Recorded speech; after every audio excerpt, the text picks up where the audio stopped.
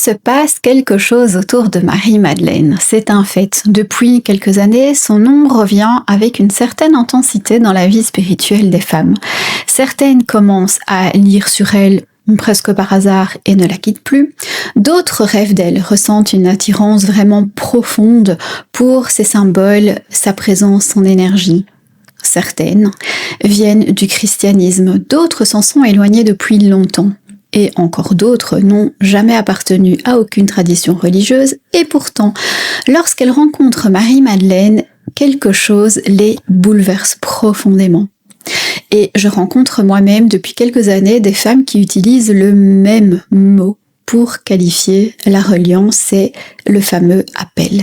Alors j'ai voulu commencer cette série dédiée à Marie-Madeleine par cette question, parce qu'elle est, je crois, beaucoup plus vaste qu'elle en a l'air. Pourquoi Marie-Madeleine fascine-t-elle aujourd'hui autant ? Pourquoi revient-elle avec une telle puissance et précisément à notre époque ? Et qu'est-ce qui, à travers elle, semble se réveiller dans notre rapport au féminin, au sacré, au corps, à la connaissance intérieure et au divin. Pour essayer de comprendre ce mouvement collectif, nous allons traverser ensemble l'histoire, les textes, les traditions qui ont porté sa mémoire, les symboles qui se sont déposés autour d'elle, mais aussi l'expérience spirituelle contemporaine, parce que lorsque Marie-Madeleine entre dans une vie, la véritable question finit rarement par être seulement « mais qui était-elle ?» Elle devient aussi « qu'est-ce que sa présence vient réveiller en moi ?» Alors aujourd'hui, je vous propose de plonger au cœur même de ce retour. Au son de ma voix, je vous laisse avec la suite. Belle écoute! 2000 ans de métamorphose. Quelle Marie-Madeleine avons-nous reçue?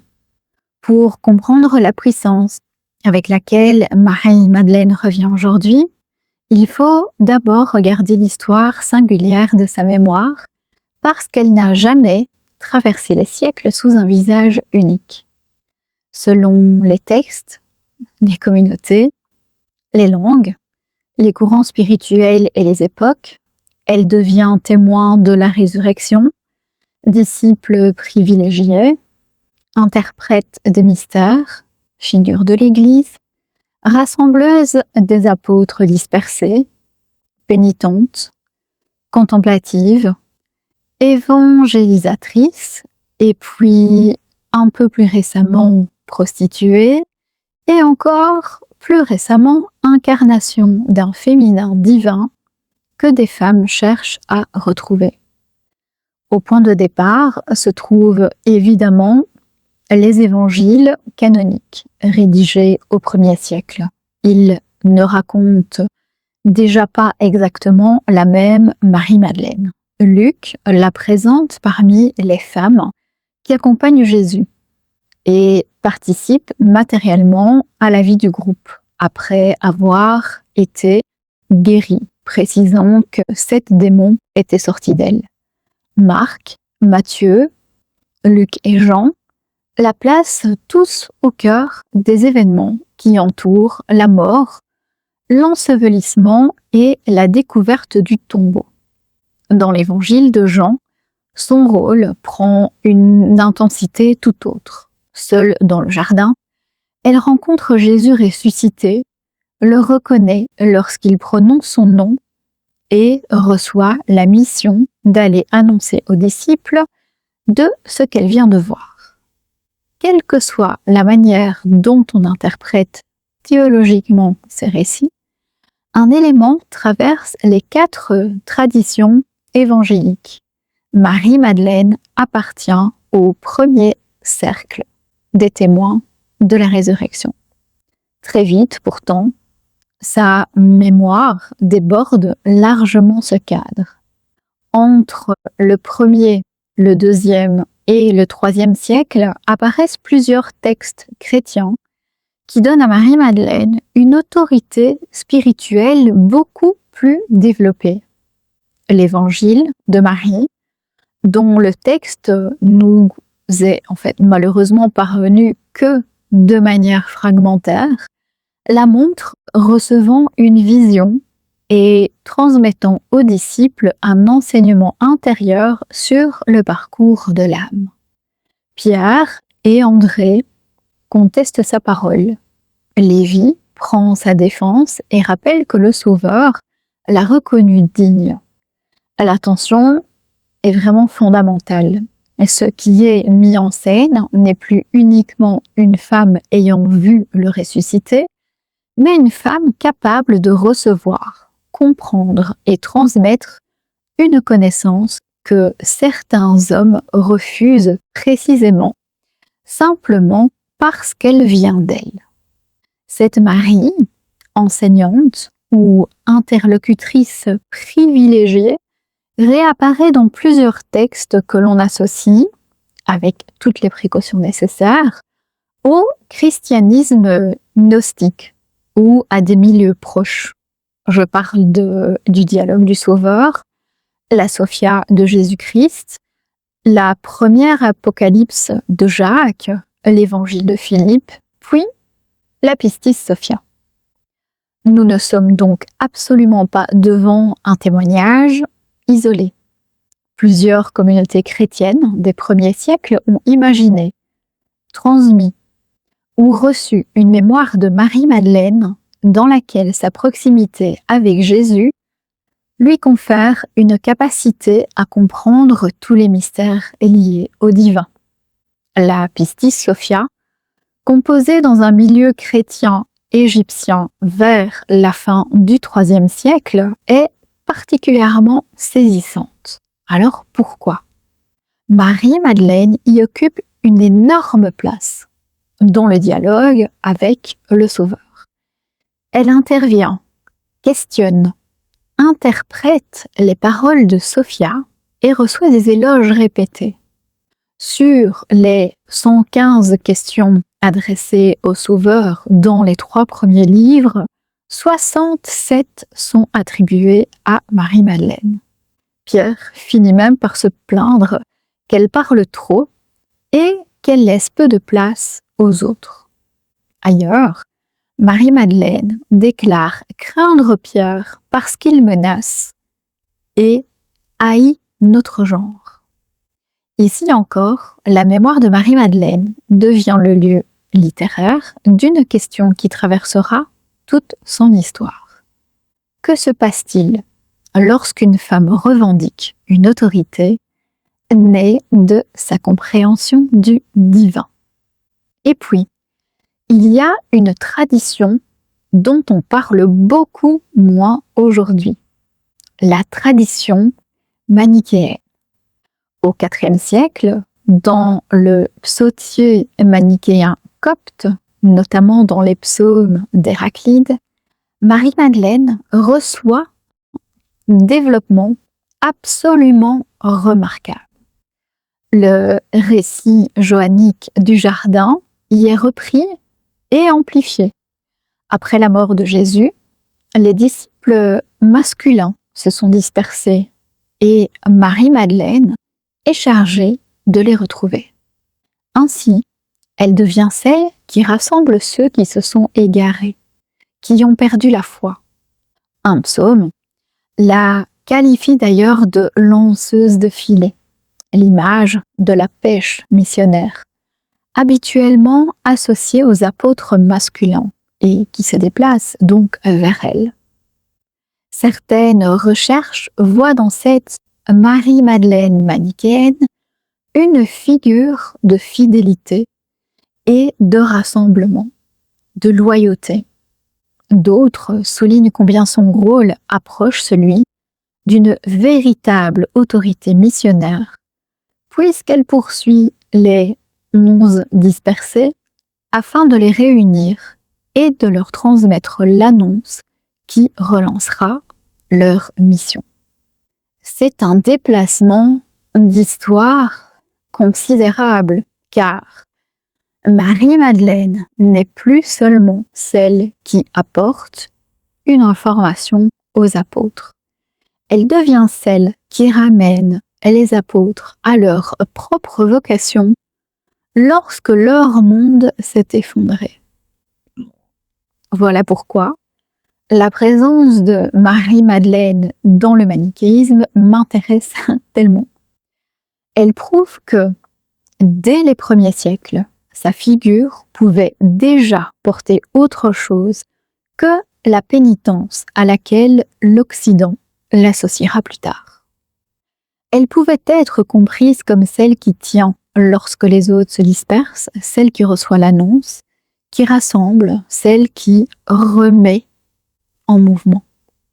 Dans les traditions syriaques du IVe siècle, notamment chez Éphrem de Nisib, un autre phénomène apparaît. Les figures de Marie-Madeleine et de Marie, mère de Jésus, peuvent se rapprocher ou même se superposer dans certaines interprétations, par exemple du matin de Pâques. Cette fusion a une portée théologique. La femme du jardin peut devenir une image de l'Église elle-même, celle qui rencontre le ressuscité et reçoit de lui la vie nouvelle. La tradition syriaque montre donc encore un autre visage de Marie-Madeleine. Sa personne commence à dépasser son individualité historique pour devenir une figure symbolique de la communauté croyante et de l'âme qui reconnaît le divin. La tradition grecque et byzantine développera de son côté une mémoire sensiblement différente de celle qui dominera ensuite dans l'Occident latin. Marie-Madeleine y reste essentiellement la mirophore, la femme porteuse d'aromates, témoin de la résurrection et messagère auprès des disciples. La tradition orthodoxe, elle, conservera donc beaucoup plus fortement son identité de disciple et de témoin pascal, tandis que l'Occident va progressivement faire naître un tout autre personnage. Ce basculement occidental se prépare par la fusion progressive de plusieurs femmes des évangiles. Marie de Magdala, Marie de Béthanie, sœur de Marthe et de Lazare, qui oint les pieds de Jésus avec du nard dans l'évangile de Jean. La pécheresse anonyme de Luc, qui pleure aux pieds de Jésus et les essuie avec ses cheveux, auxquels viennent encore se mêler les récits d'onction de Matthieu et de Marc. Ces femmes distinctes finissent par former dans une grande partie de la tradition latine un personnage composite. Au VIe siècle, Grégoire le Grand donne à cette identification une force considérable dans ses homélies. C'est ainsi que s'installe durablement en Occident la Madeleine pénitente, femme du parfum, des larmes, de la chevelure de feu et d'une sensualité désormais relue à travers le péché et ensuite la conversion. Ce choix va profondément modeler l'imaginaire européen. Pendant que certaines traditions continuent à honorer la témoin de la résurrection, l'apôtre, l'Occident médiéval développe une Marie-Madeleine capable d'incarner tout le trajet de la faute vers la sainteté. Son corps lui-même devient théologique. Ses cheveux, ses larmes, le vase d'albâtre, son dépouillement, sa solitude raconte désormais une femme dont l'intensité charnelle doit être transfigurée par la pénitence. À partir des XIe, XIIe et XIIIe siècles, une autre grande strate vient se déposer sur elle, la Madeleine de France. Vézelay affirme posséder ses reliques et devient l'un des grands centres de son culte. Des récits médiévaux racontent l'arrivée de Marie-Madeleine, Marthe, Lazare, Maximin et d'autres disciples sur les côtes de Provence. Marie aurait évangélisé la région avant de se retirer dans la grotte de la Sainte-Baume, où elle aurait vécu dans la contemplation. Cette tradition connaît une énorme diffusion au XIIIe siècle, notamment grâce à la légende dorée de Jacques de Voragine. Saint Maximin développera parallèlement sa propre tradition autour des reliques de Marie-Madeleine. L'historien distingue ici ce que permettent d'établir les documents médiévaux et ce qui relève du récit hagiographique. La tradition spirituelle, elle, va faire de cette grotte un lieu vivant de dévotion pendant des siècles, jusqu'à aujourd'hui d'ailleurs. Et observez ce qui vient de se produire. La disciple du jardin est devenue la femme de la grotte. Le mouvement est intéressant, n'est-ce pas? Celle qui avait été témoin, révélatrice, rassembleuse, puis pénitente, devient également contemplative. Sa vie imaginaire et spirituelle s'étend désormais après les évangiles. Les siècles lui donnent un ailleurs, un désert, un territoire, une solitude, presque une seconde existence. À partir de la Renaissance, et plus encore dans l'art baroque, cette Madeleine pénitente donnera lieu à une iconographie où l'érotisme, l'extase et la sainteté se frôlent constamment. Son corps est découvert, puis retiré au regard. Sa chevelure devient presque un vêtement. Le parfum reste, le crâne apparaît, les yeux se lèvent vers une lumière qui échappe à la scène terrestre. À travers elle, l'Occident chrétien va négocier pendant des siècles son rapport trouble au désir féminin, attiré par lui, inquiet de lui, cherchant à le sanctifier, tout en continuant à le représenter. Puis, quelque chose se rouvre à l'époque moderne. La redécouverte progressive de textes comme l'Évangile de Marie, puis des manuscrits de Nag Hammadi au XXe siècle, remet en circulation un visage que l'imaginaire occidental avait largement laissé derrière lui. Celui de la disciple qui reçoit un enseignement, dialogue avec Jésus et le divin, comprend, transmet, se heurte à pierre. Les chercheurs redécouvrent alors que la pénitente occidentale n'avait jamais été la seule Marie-Madeleine possible, puisque les premiers siècles avaient conservé une pluralité beaucoup plus vaste de portraits. Et c'est dans cette brèche que vont entrer les interprétations contemporaines. Certains courants spirituels font aujourd'hui de Marie-Madeleine une initiée, une prêtresse, une gardienne de la connaissance intérieure, une figure de l'union, du féminin et du masculin divin. L'évangile de Philippe, qui la désigne comme compagne du Sauveur, terme pouvant évoquer vraiment une épouse ou partenaire, nourrira également des lectures beaucoup plus tardives autour d'une possible relation conjugale avec Jésus, alors que le texte ne permet pas à lui seul d'établir historiquement un mariage. D'autres transmissions associent Marie à la rose, à des lignées spirituelles et féminines, au geste d'onction, à la sexualité sacrée, à la Sophia ou à une restauration du féminin divin.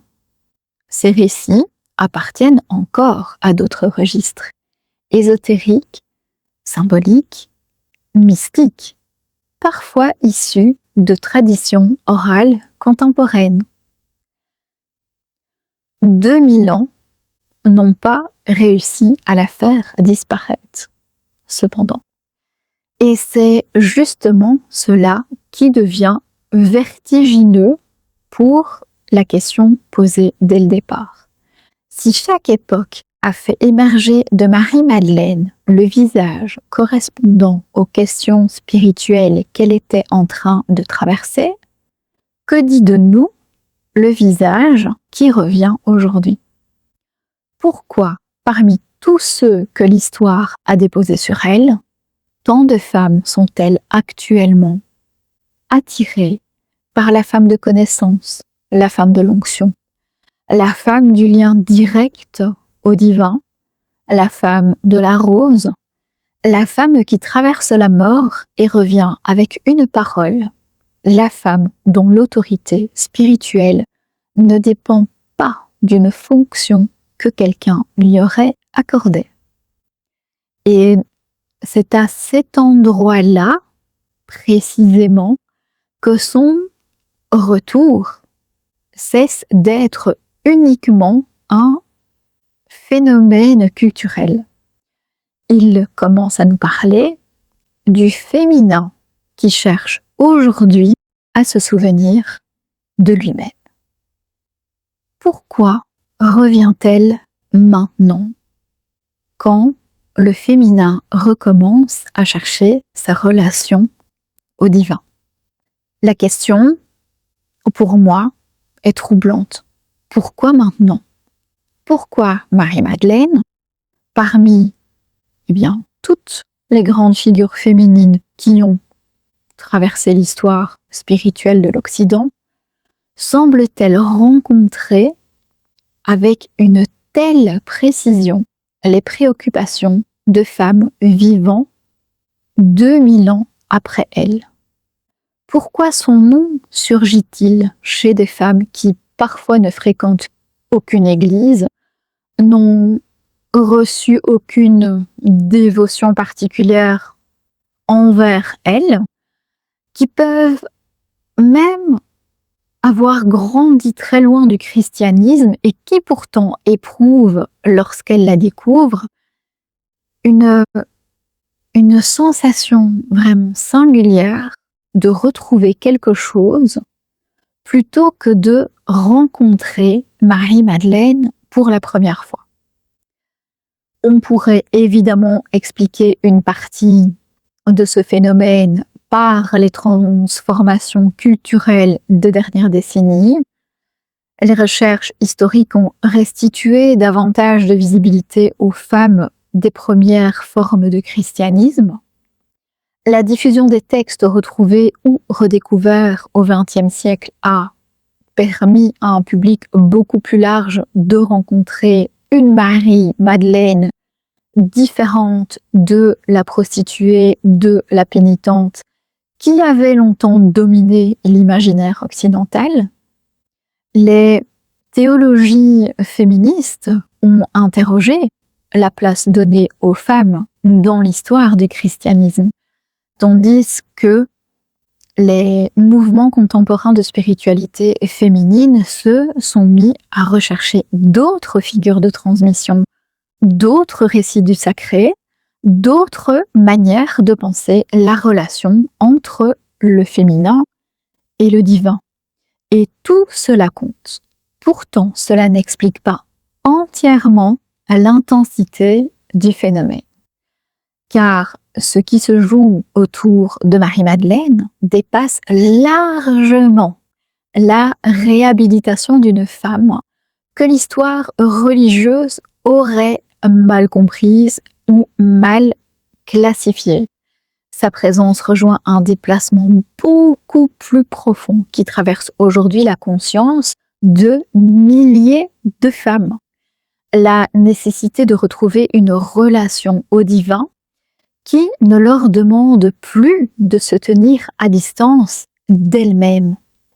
Pendant des siècles, dans une grande partie de la culture occidentale, le langage du divin a été façonné essentiellement à travers des représentations masculines.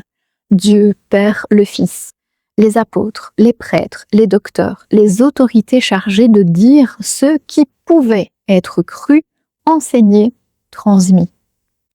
Les femmes ont évidemment toujours été présentes dans la mystique, la prière, la théologie, les communautés religieuses, les pèlerinages et les dévotions populaires.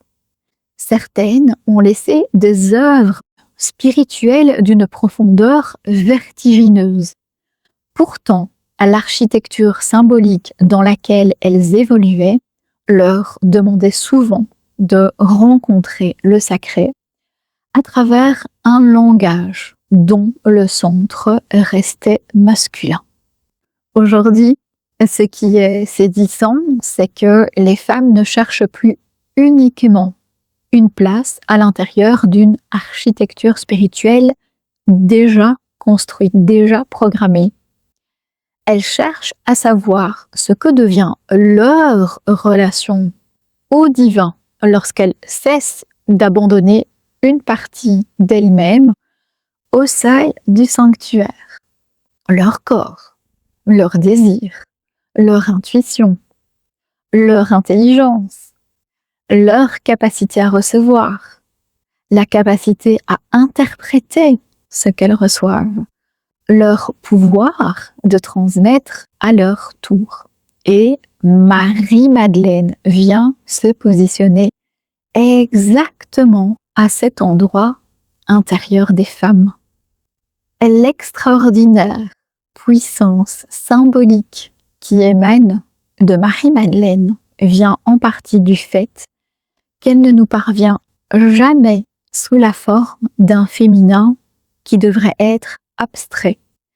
Elle est profondément liée au corps, aux larmes, au parfum, à la marche, à la voix, au toucher, à l'absence, au désir de retrouver celui qu'elle aime, au bouleversement du deuil, à l'expérience d'une présence qui change soudainement la nature d'une existence.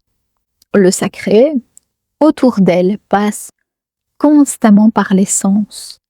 Il y a le jardin que l'on traverse au matin, il y a un tombeau que l'on trouve ouvert, il y a une voix qui prononce un prénom, des aromates, de la myrrhe, du parfum. Il y a un corps que l'on cherche et que l'on ne trouve plus là où l'on pensait qu'il devait être. Et puis, il y a cette proximité presque charnelle avec le mystère qui rend Marie-Madeleine radicalement différente d'une spiritualité conçue comme une ascension hors du monde. Elle nous parle d'un divin qui se rencontre au cœur même de l'expérience humaine. Et cette dimension-là résonne avec une transformation majeure du féminin spirituel contemporain. Beaucoup de femmes ne veulent plus choisir entre leur humanité et leur sacralité. Elles ne veulent plus devoir devenir moins charnelles pour devenir plus spirituelles, moins désirantes pour devenir plus conscientes, moins puissantes pour devenir plus aimantes. Elles pressentent que la séparation elle-même repose sur une version amputée du sacré. Et c'est ici que l'expression féminin sacré retrouve toute sa profondeur lorsqu'on la débarrasse de ce que j'appelle le marché spirituel en a parfois fait. Le féminin sacré ne se résume pas à une collection de symboles féminins, à des cycles lunaires, à quelques archétypes ou à une esthétique de roses et de bougies. Il touche une question métaphysique beaucoup plus profonde. Le féminin peut-il se reconnaître lui-même comme lieu du divin? Une femme peut-elle vivre son corps comme un espace traversé par le sacré, plutôt que comme ce qui devrait être discipliné avant de pouvoir l'approcher, d'en être digne? Peut-elle considérer son intuition comme une faculté à discerner et à affiner plutôt que comme une perception immédiatement perchée, suspecte? Peut-elle recevoir une expérience spirituelle sans devoir attendre qu'une autorité masculine extérieure lui confirme qu'elle a le droit de lui faire confiance? Peut-elle aimer profondément sans confondre l'amour avec la disparition d'elle-même? Peut-elle devenir porteuse d'une parole sacrée tout en restant pleinement humaine et femme? Et ces questions sont très présentes dans notre époque. Et Marie-Madeleine semble les contenir, les proposer presque toutes. Voilà peut-être pourquoi son retour touche quelque chose de tellement sensible. Elle offre un visage à une possibilité que beaucoup de femmes commencent seulement à réhabiter, celle d'une connexion, d'une intimité avec le divin qui engendre de l'autorité intérieure sans perdre en justesse, en humilité, en amour. Et cette distinction-là, elle est vraiment capitale. L'autorité de Marie-Madeleine, dans plusieurs récits qui se sont construits autour d'elle, ne naît pas simplement d'un titre. Elle n'est pas installée sur un siège institutionnel. Elle ne possède pas une fonction qui précéderait son expérience. Son autorité apparaît parce qu'elle a vu, parce qu'elle a entendu, parce qu'elle a traversé, expérimenté, compris, intégré et transmis. Elle sait parce qu'elle a rencontré. Elle parle parce que cette rencontre l'a transformée. Elle transmet parce que ce qui lui a été donné ne peut rester enfermé en elle.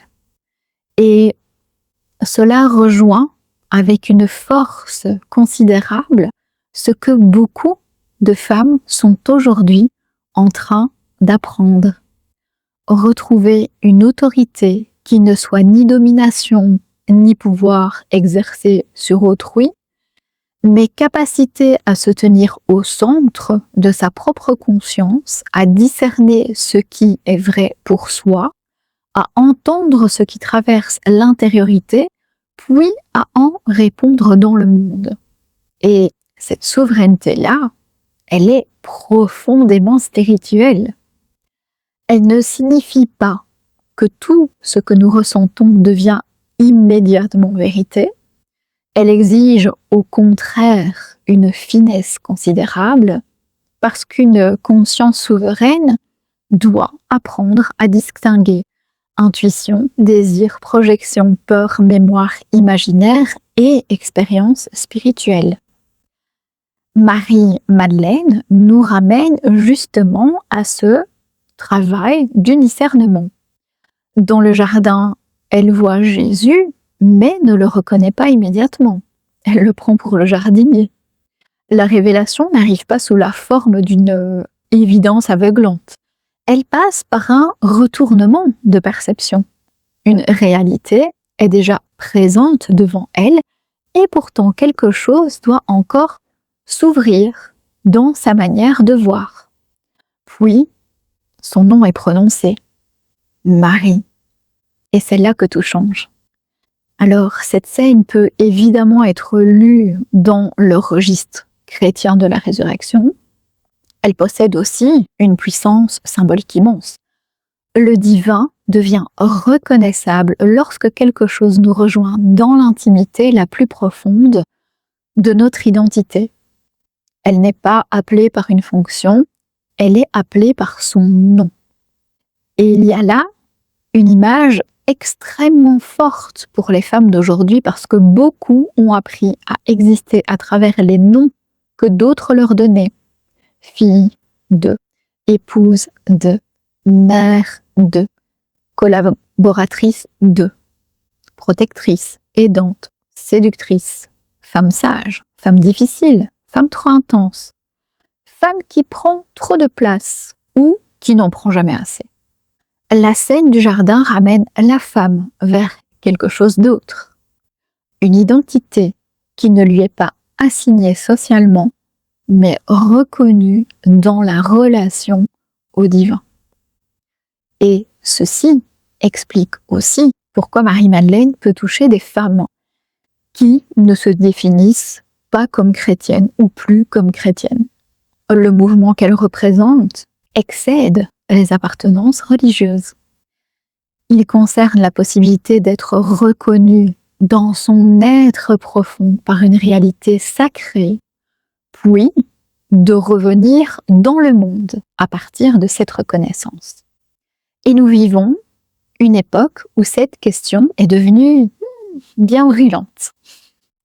Une grande partie des structures identitaires héritées, en fait, elle s'est vachement fragilisée. Les modèles familiaux se sont transformés et les institutions religieuses n'occupent plus la même place. Les rôles féminins ont considérablement changé. La maternité n'est plus l'unique horizon de la réalisation. L'autorité masculine n'organise plus de manière aussi absolue la vie sociale et intime des femmes. Dieu merci. Cette libération ouvre des espaces illimités, tout en laissant également une question que la modernité ne sait pas toujours résoudre. Si je ne suis plus celle qu'on m'a demandé d'être, eh bien, qui suis-je profondément? Et Marie-Madeleine, elle surgit dans cette brèche. Elle porte l'image d'une femme dont l'identité spirituelle ne se construit pas autour d'un rôle unique et féminin traditionnel. Les évangiles ne la définissent ni comme une épouse, ni comme mère. Son identité se forme autour d'une relation, d'un chemin de disciple, d'une fidélité, d'une expérience, du mystère et d'une parole qu'elle reçoit mission de porter. Pour une femme du XIe siècle, c'est quand même assez immense. Marie-Madeleine offre un imaginaire du féminin accompli qui ne passe pas nécessairement par la maternité, le mariage ou la domesticité. Sa fécondité est d'un tout autre ordre. Elle est fécondité de conscience, de parole, de transmission et de présence.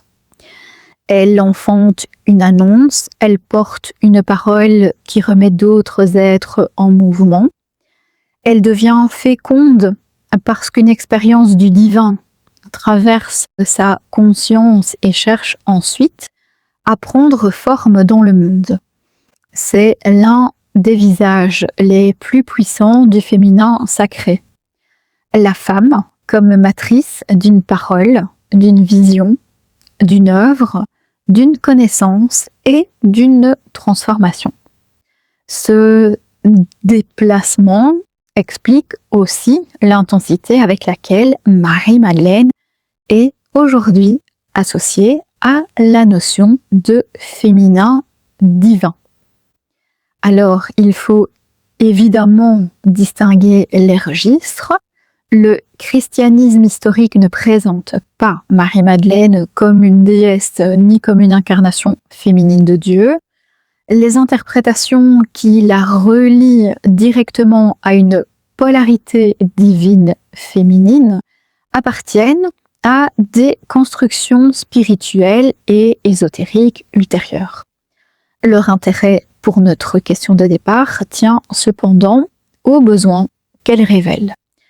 Pourquoi tant de femmes ont-elles éprouvé le besoin d'installer Marie-Madeleine dans cet espace symbolique? Sans doute parce qu'il existe une fin de représentation dans lesquelles le féminin puisse contempler sa propre proximité et connexion avec le divin. Marie, mère de Jésus, a rempli cette fonction pendant des siècles d'une manière vraiment belle dans le christianisme. Elle porte la maternité sacrée, la compassion, l'accueil, la présence, l'intercession, la résilience, la relation au mystère de l'incarnation. Et Marie-Madeleine, quant à elle, ouvre un autre espace. Son chemin parle davantage de connaissance intérieure, de désir transformé, de fidélité dans la traversée, de rencontres, de deuil, d'onction, de paroles, de foi reçues, de paroles transmises. Et pour autant, ces deux figures-là ne s'annulent pas. Elles révèlent des modalités différentes du féminin en relation avec le sacré. Et c'est significatif que notre époque redécouvre avec une telle, intensité, celle qui porte cette dimension de femme initiée par l'expérience, femme témoin, femme en mouvement, femme reliée au mystère, jusque dans la chair de son existence. Il existe encore une autre raison à son retour, peut-être parfois plus difficile à saisir, parce qu'elle appartient déjà au domaine de l'expérience spirituelle elle-même. Certaines femmes ne disent pas simplement « Marie-Madeleine m'intéresse ». Elles disent « Elle m'a trouvée dans mes retranchements ». Elles racontent qu'un livre est arrivé au moment exact où leur vie basculait, quelqu'un rêve et ça les a conduits vers elle, certaines qu'elles ont ressenti une émotion inexplicable devant une représentation dont elles ignoraient auparavant la signification, qu'elles ont été appelées vers un lieu qui lui est consacré, que son nom a commencé à apparaître autour d'elle avec une insistance vraiment inhabituelle. Alors, la psychologie peut parler de projection, d'identification ou de synchronicité. La lecture archétypale parlera d'une figure qui s'active dans la psyché lorsque certaines transformations deviennent nécessaires. La mystique pourra y reconnaître une forme de présence ou d'appel. Les traditions spirituelles contemporaines parleront parfois d'une fréquence, d'une lignée, d'une mémoire ou d'une relation d'âme.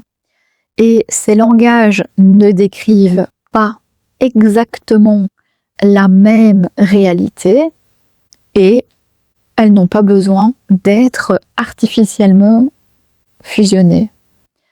Ce qui est intéressant ici, c'est le phénomène lui-même. Une femme rencontre Marie-Madeleine et éprouve soudain l'impression d'être reconnue par ce qu'elle rencontre. C'est là que la fascination devient appel, parce qu'une fascination se dirige vers quelque chose. Un appel semble venir à notre rencontre et lorsque cette expérience arrive, Marie-Madeleine cesse progressivement d'être un personnage que l'on observe depuis l'extérieur. Elle commence à fonctionner comme un seuil intérieur. Une femme qui s'était longtemps coupée de son intuition recommence à l'écouter naturellement. Une autre comprend qu'elle confondait depuis des années amour et sacrifice d'elle-même. Une autre encore découvre qu'elle désire une relation au sacré qu'aucune institution ne peut vivre à sa place.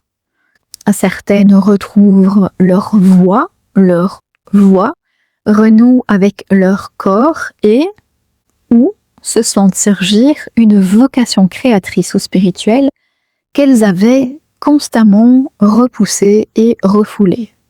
D'autres encore traversent simplement une période où leur existence entière semble demander une nouvelle cohérence. Marie-Madeleine devient alors le visage d'un passage déjà ouvert. C'est pour cela que je croit que son retour aujourd'hui nous parle d'une transformation beaucoup plus vaste qu'un simple regain d'intérêt pour une figure religieuse féminine.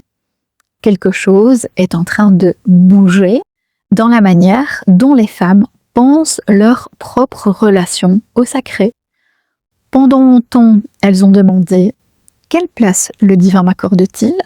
La question qui émerge aujourd'hui est beaucoup différente.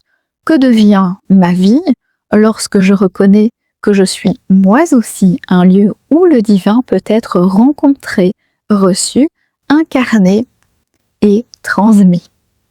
Alors, Marie-Madeleine ne nous apporte pas une définition figée ou définitive du féminin divin, mais elle nous place devant cette porte qu'elle nous ouvre. Et c'est celle de devenir suffisamment présente à soi pour reconnaître ce qui appelle, suffisamment enracinée dans son corps pour que le spirituel cesse d'être une fuite, souveraine pour discerner ce que l'on reçoit sans abandonner sa conscience à quelqu'un ou quelque chose d'autre. Ouverte au mystère pour accepter que toute vérité profonde ne puisse être réduite à ce qui est immédiatement explicable. Et c'est ici que nous pouvons commencer à comprendre pourquoi tant de femmes utilisent aujourd'hui ce mot lorsqu'elles parlent de Marie-Madeleine, l'appel. Parce qu'à travers Marie-Madeleine, elles n'ont parfois pas le sentiment qu'on leur propose une nouvelle croyance. Elles ont le sentiment que quelque chose en elles vient d'être appelé par son nom. Celle qui revient est celle que nous sommes en train de faire renaître. C'est la prochaine partie de cet épisode. Toute renaissance spirituelle porte cependant également une question délicate. Lorsque nous affirmons qu'une figure revient, qu'est-ce qui revient réellement? La Marie-Madeleine qui traverse aujourd'hui les livres, les retraites, les pèlerinages, les cercles de femmes et les expériences mystiques n'est évidemment plus exactement celle qu'une chrétienne de Syrie pouvait invoquer au IVe siècle. Celle qu'un pèlerin médiéval venait honorer à Vézelay ou à la Sainte-Baume, ni même celle que les peintres européens représentaient en pénitente devant un crâne quelques siècles plus tard. 2000 ans d'histoire se tiennent désormais derrière son nom, avec des strates successives, leurs contradictions, leurs intuitions, leur construction et leur transmission. Et nous rencontrons Marie-Madeleine à travers tout cela. Et nous la rencontrons également depuis notre époque. Et c'est là que le discernement est essentiel, parce que toute génération qui se tourne vers une figure sacrée lui adresse les questions qui brûlent dans sa propre conscience. Les femmes qui approchent aujourd'hui Marie-Madeleine ne vivent plus dans le monde où sont apparus les premiers textes chrétiens. Elles ne vivent plus davantage dans celui qui construit la pénitente médiévale. Elles portent d'autres blessures, d'autres libertés, d'autres désirs, une autre relation au corps, au couple, à la maternité, à l'autorité, à la religion, au savoir et à la parole féminine. Et il serait étrange que leur Marie-Madeleine soit exactement celle du XIIIe siècle. Ce qui mérite notre attention, c'est précisément la direction dans laquelle son énergie est en train de se déplacer. Alors aujourd'hui, on parle beaucoup moins de la pécheresse repentie qui avait dominé plusieurs siècles d'imaginaire occidental. Cette figure, alors bien évidemment, ne disparaît pas entièrement, mais elle n'est clairement plus celle autour de laquelle se cristallise le désir contemporain. Une autre Marie-Madeleine apparaît, femme de connaissance, femme d'onction, compagne du mystère, initiée, apôtre des apôtres, gardienne d'une sagesse féminine, incarnation d'une puissance spirituelle reliée à la chair, figure de la rose, médiatrice d'une réconciliation entre féminin et divin. Ce déplacement nous renseigne au moins autant sur notre époque qu'il nous renseigne sur elle. Nous ne cherchons plus principalement en Marie-Madeleine une femme dont la sainteté aurait consisté à expier son corps. Nous cherchons une femme dont le corps puisse lui-même devenir un langage du sacré sans sacrifice. Nous ne sommes plus fascinés par celle qui aurait renoncé à désir. Nous gardons celle dont le désir semble pouvoir être transfiguré en connaissance, en amour, en fidélité, en loyauté et en présence. Nous ne venons plus simplement contempler une femme pardonnée. Nous nous tournons vers une femme capable de recevoir, de comprendre et de transmettre. Vous voyez comment ce renversement, il est immense. Pendant une très longue période, l'un des récits les plus puissants attachés au féminin spirituel occidental reposait sur l'idée d'une transformation de la femme charnelle en femme sainte.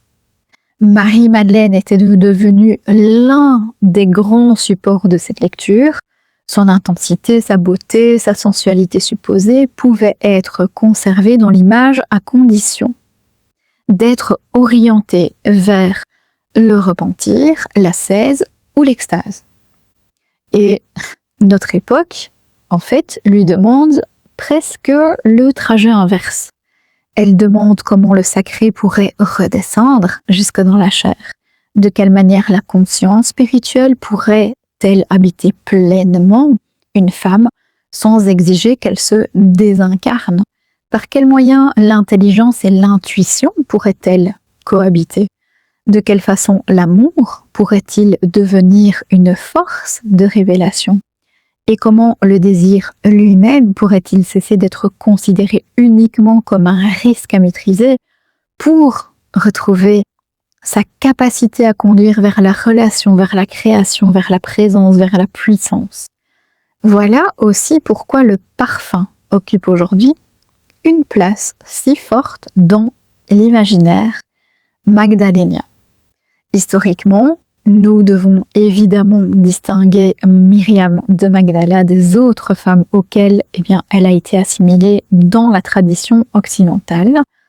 Pourtant, une fois l'association créée, le vase de parfum est resté attaché à sa représentation pendant des siècles, et encore aujourd'hui d'ailleurs.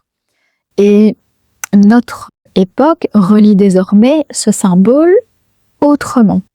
Le parfum n'évoque plus seulement la femme pécheresse versant ce qu'elle possède au pied du Christ, il devient geste d'onction sacrée, consécration, reconnaissance, présence du corps dans la rencontre précieuse avec le divin.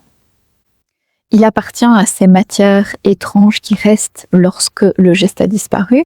On ne voit plus le parfum après qu'il a été versé, et pourtant, sa présence continue à emplir l'espace. Il y a dans cette image précise une force spirituelle que je trouve profonde. Ce qui est offert disparaît aux yeux sans pour autant cesser d'exister. On pourrait y voir une définition possible de l'expérience mystique elle-même. Une rencontre survient, impossible à prouver, à capturer ou à exposer à autrui, et pourtant, elle laisse une trace durable. Elle transforme subtilement, mais réellement, l'espace entier intérieur de toute une vie. Et c'est peut-être aussi pourquoi le parfum, la myrrhe, les huiles, et puis plus tard la rose, sont revenus avec autant de force autour de Marie-Madeleine dans les spiritualités dites contemporaines. Ils permettent de parler d'une présence qui échappe à la saisie, tout en se laissant bien reconnaître. La rose elle-même mérite ici une attention particulière, même si nous lui consacrerons un épisode entier. Elle ne fait pas partie des attributs les plus anciens de Marie-Madeleine, de la même manière que le vase de parfum ou par exemple la scène du tombeau. Son association avec elle se construit progressivement dans différents univers symboliques, mystiques et ésotériques. Pourtant aujourd'hui, la rose semble presque inséparable dans son langage pour une majorité des femmes qui travaillent spirituellement avec sa figure. Vous me direz, mais pourquoi ? Parce que la rose contient elle aussi une théologie entière du féminin. Je pourrais vous en écrire un livre entier. Alors, elle s'ouvre sans perdre son centre. Elle conjugue la beauté, l'épine. Elle appartient au jardin, au parfum, à la chair, au sang, par sa couleur lorsqu'elle est rouge, à la géométrie sacrée par son déploiement, au secret par son cœur tout resserré. Et au fil des siècles, elle a été associée à l'amour, à la Vierge, au mystère, au secret, au martyr, à l'âme, à la connaissance initiatique. Lorsque des courants contemporains l'attachent à Marie-Madeleine, ils ne choisissent donc pas un symbole vide. Ils rassemblent tout autour d'elle tout un langage symbolique de révélation intérieure, d'amour incarné et de déploiement du féminin et du divin. Alors, cela ne signifie pas qu'il faudrait projeter cette rose jusque dans la Galilée du 1er siècle et prétendre qu'elle appartenait historiquement à l'univers personnel de Myriam de Magdala. La puissance, symbolique n'a pas besoin de cette potentielle falsification historique. Un symbole peut devenir vrai dans une tradition sans devoir être transformé artificiellement, je dirais, en fait historique. Cette distinction, elle me paraît fondamentale lorsqu'on entre dans l'univers de Marie-Madeleine, car le désir contemporain de retrouver un féminin sacré a parfois produit une tentation très compréhensible, puisqu'une part de la parole des femmes a été minorée, oubliée ou reconstruite par les institutions. Il devient séduisant d'imaginer qu'une histoire entièrement différente aurait été cachée derrière l'histoire officielle. Alors apparaissent des affirmations présentant Marie-Madeleine comme grande prêtresse d'un culte féminin parfaitement constitué, initiée dans des temples dont nous connaîtrions précisément les rites, dépositaire d'une tradition secrète continue ayant traversé 2000 ans sans interruption, épouse certaine de Jésus, mère d'une descendance sacrée, porteuse d'enseignements sexuels codifiés ou figure centrale d'une religion du féminin divin volontairement effacée. Alors, ces récits exercent une grande attraction parce qu'ils semblent rendre brutalement, aux femmes tout ce qui aurait pu leur être retiré. Une prêtresse, une initiée, une épouse sacrée qui ne serait plus subordonnée, une détentrice de connaissances, une lignée féminine, une transmission sacrée cachée. Alors je comprends profondément ce désir, et il dit aussi quelque chose de cette fin spirituelle de notre époque. Mais notre souveraineté demande davantage que de remplacer un récit imposé par un récit désiré. Elle demande de pouvoir tenir plusieurs niveaux de réalité sans pour autant les confondre. Il est possible de reconnaître qu'une tradition relève de la géographie tout en la recevant malgré tout comme porteuse de sens. On peut aussi rencontrer un symbole tardif et admettre qu'il possède aujourd'hui une véritable puissance spirituelle. Certaines transmissions contemporaines peuvent nous toucher profondément sans que nous ayons à les considérer comme source historique du 1er siècle. Il est également légitime de voir dans un récit une expression du mythe, tout en sachant que les mythes ont parfois une capacité remarquable à révéler les mouvements de la conscience humaine. Enfin, une relation mystique avec Marie-Madeleine peut être vécue sans qu'il soit nécessaire de construire autour d'elle une certitude archéologique. Et il y a là, à mes yeux, une forme beaucoup plus profonde de fidélité au sacré. Le sacré n'a pas besoin que nous lui inventions des preuves. Il nous demande plutôt d'apprendre à reconnaître la nature de ce que nous rencontrons.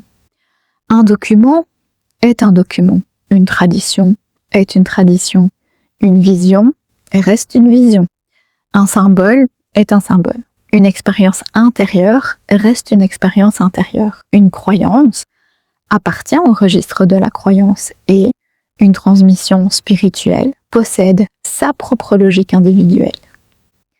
Et chacune de ces choses peut avoir une immense valeur dès lors que nous savons depuis quel lieu nous parlons.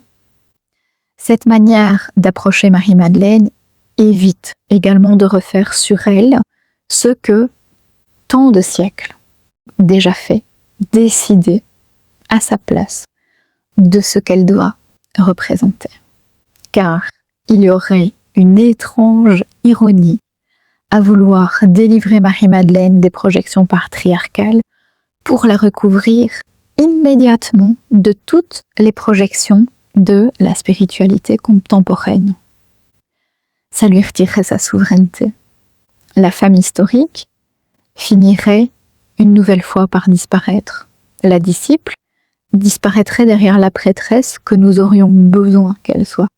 La complexité des traditions diverses disparaîtrait derrière un grand récit unique. Et cette figure qui nous attire justement parce qu'elle échappe aux catégories serait enfermée dans une nouvelle catégorie simplement plus séduisante pour notre époque. Et je crois que Marie-Madeleine peut porter davantage. La femme de Magdala, dont une partie de l'existence nous échappe et nous échapperait encore, peut rester au cœur de cette pluralité. La disciple, dont les évangiles ont conservé la présence, peut rester au cœur de cette pluralité. La femme de connaissance que plusieurs textes chrétiens ont développée peut rester au cœur de cette pluralité. À la mémoire des mirophores, des récits occidentaux, des traditions manichéennes, de la grotte provençale et de la contemplation médiévale, peut continuer de la traverser. Les interprétations ésotériques peuvent continuer à être transmises. La figure archétypale qu'elle est devenue peut continuer de se déployer. Et la présence spirituelle à laquelle certains la relient peut continuer d'être rencontrée profondément. Et aucune de ces dimensions ne nous oblige à renier ou à abolir ou à effacer toutes les autres. C'est même leur superposition qui explique peut-être en partie pourquoi Marie-Madeleine est devenue si vaste. Une femme peut venir à elle par l'histoire et découvrir la mystique. Une autre peut venir par la prière et commencer ensuite à chercher les textes. Une autre encore la rencontre dans un rêve, puis découvre que l'expérience qui lui semblait absolument personnelle résonne avec des symboliques travaillées depuis des siècles. Une femme peut entrer par la rose, une autre par l'évangile de Marie, une autre par la Sainte Baume, une autre parce qu'un matin, devant une peinture du jardin, elle éprouve une émotion qu'elle comprend pas du tout. Le seuil est différent, vous voyez. Mais ce qui compte ensuite, c'est la profondeur de la traversée. Et c'est sans doute là que Marie-Madeleine, elle se distingue de nombreuses figures spirituelles devenues essentiellement objets de mémoire. Son histoire à elle continue de produire de l'expérience. Elle n'est pas uniquement étudiée, elle est priée, rêvée, peinte, invoquée, interrogée, marchée à travers des pèlerinages. Reçue dans des méditations, associée à des gestes de consécration, inscrite dans des vies qui parfois changent réellement de direction après sa rencontre. Et ce phénomène peut être analysé sociologiquement, et il faut le faire. Il peut être étudié psychologiquement. Sa généalogie historique peut également être reconstruite. Mais lorsque l'on écoute les femmes qui vivent cette relation, eh bien, pour toutes, Marie-Madeleine n'appartient absolument pas au passé. Elle est une présence au quotidien. Cette affirmation nous conduit évidemment au bord d'un territoire où l'histoire, ne peut plus trancher. L'historien peut documenter l'apparition d'une dévotion, dater un manuscrit, retracer une légende, comparer des traditions. Il ne peut pas décider de la réalité intérieure d'une expérience mystique vécue aujourd'hui. La psychologie peut étudier ce que produit une figure archétypale dans la conscience. Elle ne peut pas épuiser le sens que cette expérience possède pour celle qui la traverse. La spiritualité commence précisément dans cet espace-là, où nous acceptons que toutes les dimensions d'une existence ne soient pas réductibles au même langage. C'est aussi là que Marie-Madeleine devient une figure particulièrement précieuse pour notre époque, parce qu'elle nous apprend, par l'histoire, de tout ce qui s'est déposé autour d'elle, à vivre au milieu de plusieurs couches de vérité. La vérité historique, celle d'une tradition, la symbolique. La vérité psychique, mystique, telle qu'elle est éprouvée par une conscience. Il ne s'agit jamais de déclarer que toutes ces vérités sont interchangeables. Elles ne le sont pas. Il s'agit d'apprendre à ne plus exiger qu'une seule d'entre elles possède le droit d'exister. Et pour beaucoup de femmes, cette manière de tenir ensemble le savoir et le mystère change profondément la relation au sacré. Elles n'ont plus besoin de renoncer à leur intelligence pour préserver leur spiritualité ou de renoncer à leur spiritualité pour rester intellectuellement honnêtes. Elles peuvent chercher, étudier, douter, prier, recevoir, discerner, revenir aux sources. Écouter leurs rêves, traverser les symboles, reconnaître les projections et continuer, malgré tout, à laisser une place à tout ce qui échappe. Et je pense que ça, c'est une dimension extrêmement puissante du retour contemporain de Marie-Madeleine. Et elle apparaît au moment où beaucoup de femmes refusent précisément d'avoir à choisir entre la connaissance et le sacré. Et aujourd'hui, lorsqu'une femme reste assez longtemps dans cet espace, il y a véritablement quelque chose qui se déplace en elle au niveau énergétique. La question n'est plus seulement de comprendre ce qui l'attire chez Marie-Madeleine, elle commence aussi à se demander ce que cette rencontre est en train de lui faire traverser. C'est à ce moment-là, comme je le disais déjà précédemment, que cette forme de fascination, elle cesse d'être une simple fascination contemplative pour devenir un véritable chemin de vie. Et donc, nous entrons dans la partie 5 de cet épisode, lorsque la fascination devient appel et le retour de ce féminin relié au divin. Après avoir traversé ces différentes strates, il y a toujours cette question qui reste ouverte. Elle est probablement la plus difficile à saisir avec les outils de l'histoire ou de la sociologie, parce qu'elle commence à cet endroit où la figure de Marie-Madeleine cesse d'être seulement regardée pour devenir intérieurement reconnue. Pourquoi certaines femmes rencontrent-elles Marie-Madeleine avec cette impression immédiate qu'elle concerne leur propre vie? Alors, il arrive qu'elles ne sachent presque rien d'elle, leur connaissance des évangiles soit inexistante ou sommaire. Elles n'ont jamais entendu parler des traditions manichéennes ou de la Sainte Baume, et elles seraient incapables d'expliquer pourquoi une représentation, un nom, un texte ou un lieu provoque soudain une émotion si profonde et si intense. Eh bien, malgré cela, il y a cette familiarité qui apparaît, une sensation de proximité, d'intimité qui précède toute connaissance intellectuelle. Et c'est vraiment ici que le mot appel commence à prendre sens. Dans le langage spirituel, en fait, l'appel a souvent été associé à la vocation, à cette impression qu'une réalité plus vaste vient orienter une existence vers une direction qui n'avait pas été consciemment décidée. Pourtant, l'expérience magdalénienne contemporaine paraît souvent beaucoup plus intime.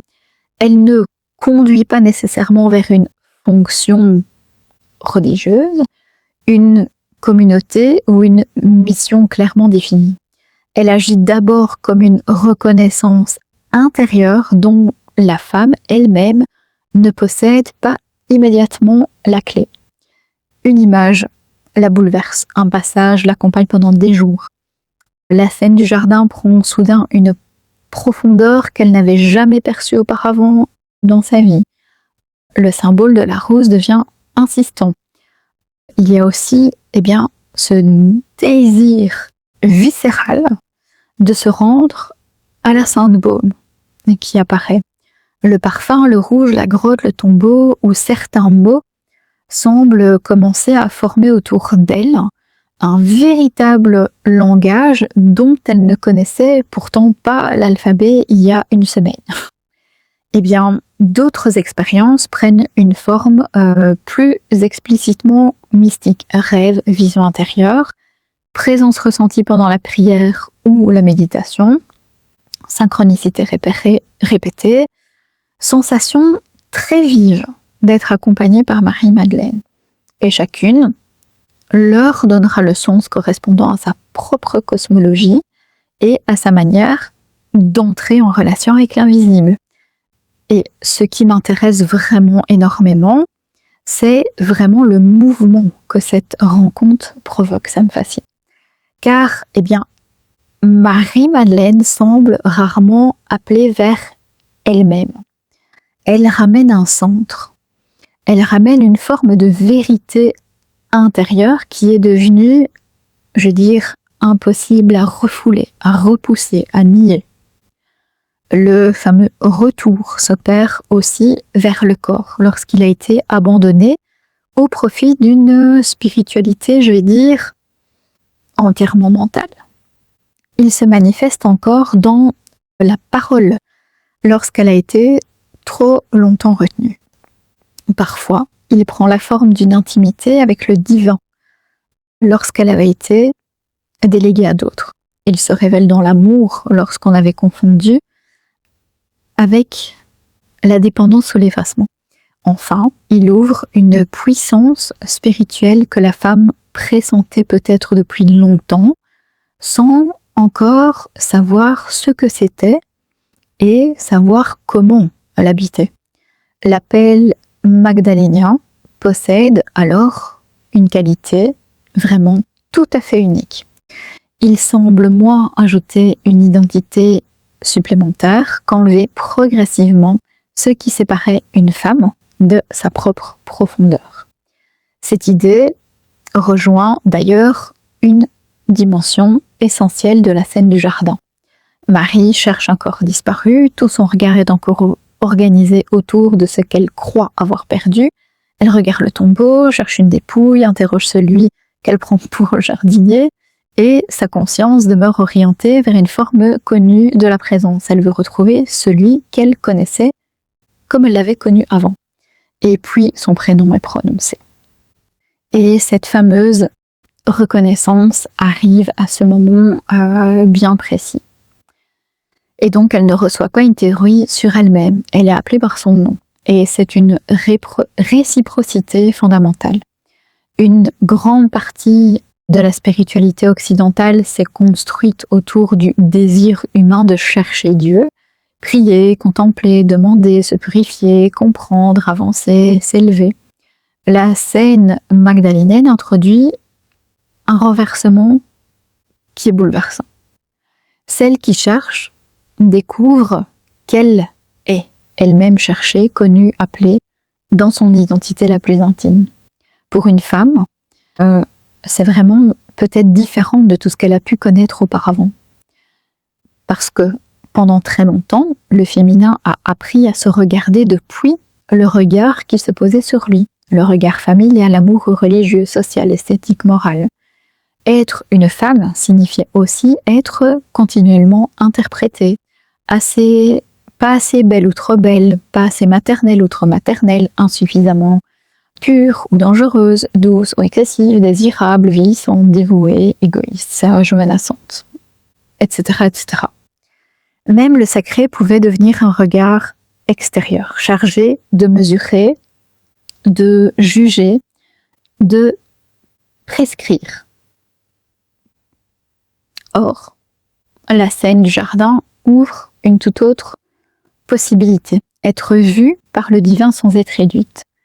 Être connue sans être possédée. Être appelée sans être assignée.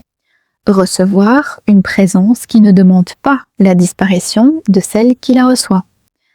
Voilà encore une des énièmes raisons pour lesquelles Marie-Madeleine rencontre si profondément les femmes de notre époque.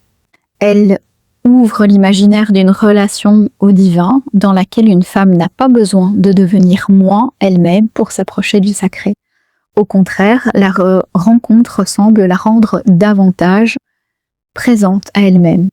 Le féminin sacré prend alors ici une dimension autrement plus profonde que celle d'une identité spirituelle supplémentaire que l'on viendrait à adopter. Il parle d'une présence et d'une conscience capable d'habiter son humanité en reconnaissant qu'elle participe elle aussi au mystère. Et la chair n'est plus tenue à la périphérie du sanctuaire. L'intuition retrouve une place parmi les voies de connaissance avec toute l'exigence de discernement qu'elle demande. Le désir peut redevenir mouvement vers ce qui donne vie.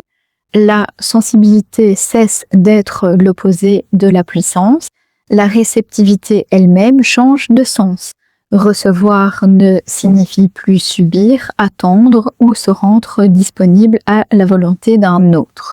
Dans sa dimension sacrée, elle devient capacité à accueillir une réalité, à la laisser descendre suffisamment profondément pour qu'elle puisse ensuite être transformée, portée et ensuite rendue au monde. Marie-Madeleine, elle touche quelque chose dans l'imaginaire collectif féminin. Elle reçoit et elle transmet. Elle aime et elle reste debout. Elle traverse l'effondrement sans perdre sa capacité à reconnaître. Elle connaît la douleur du tombeau et pourtant, une parole de vie. Son rapport au mystère ne la retire pas du monde, il la renvoie vers les autres. Cette dynamique permet de comprendre pourquoi sa figure peut être ressentie aujourd'hui comme une porte vers le féminin sacré et divin, sans qu'il soit nécessaire de transformer Marie-Madeleine elle-même, par exemple, en déesse.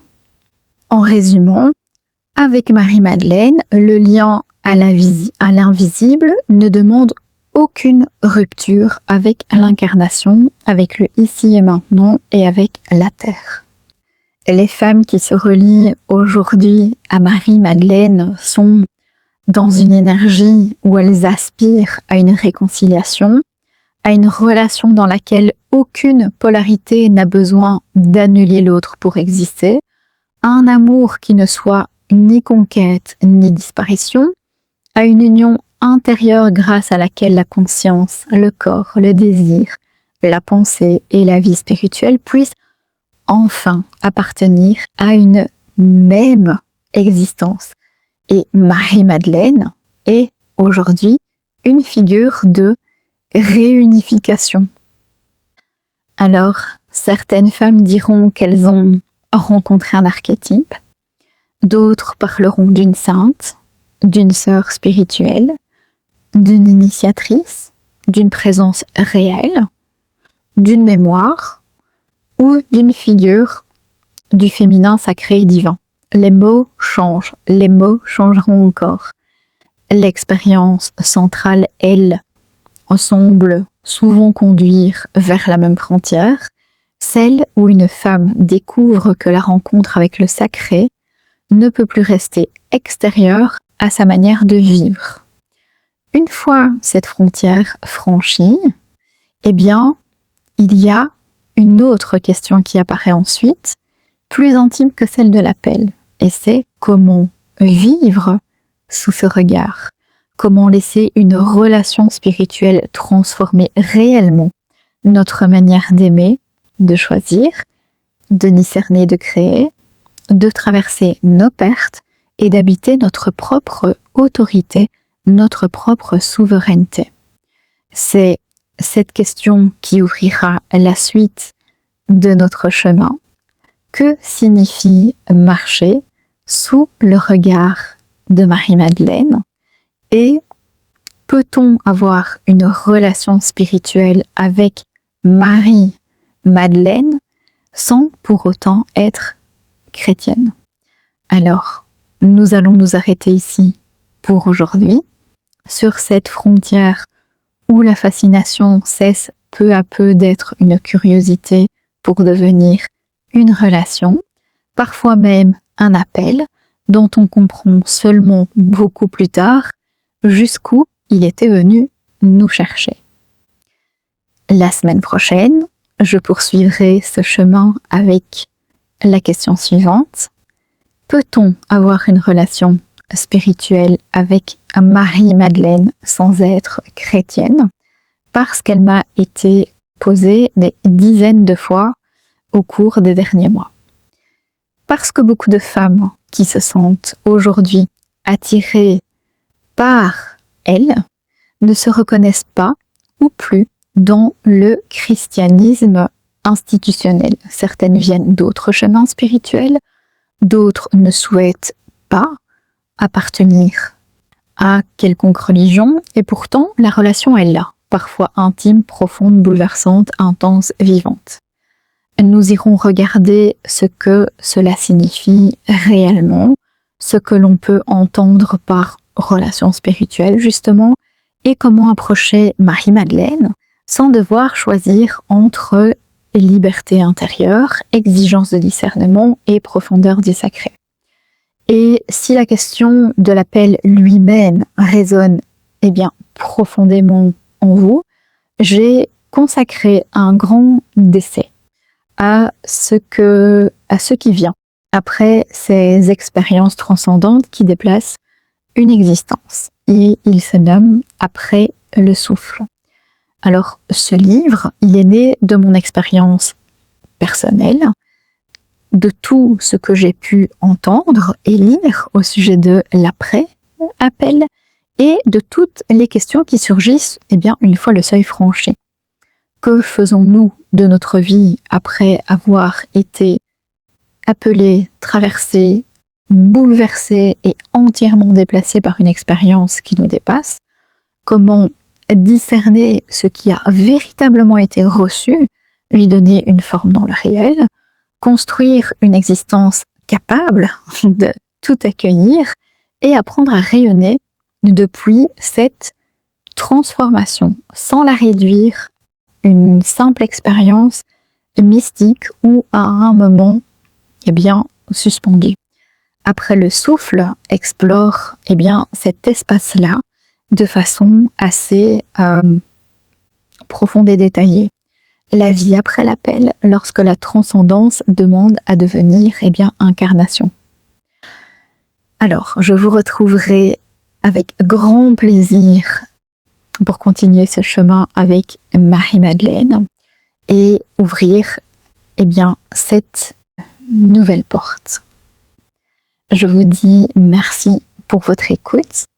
N'hésitez pas à faire voyager cet épisode de la série Marie-Madeleine à des femmes qui aimerait écouter tout ce que j'ai abordé aujourd'hui, n'hésitez pas également à me déposer un commentaire, parce que c'est la partie la plus enrichissante pour moi, c'est de pouvoir dialoguer avec vous autour, en fait, de cet amour et de la place que Marie-Madeleine occupe dans nos vies. Prenez bien soin de vous, car le monde a besoin de vous. Je vous dis à la semaine prochaine.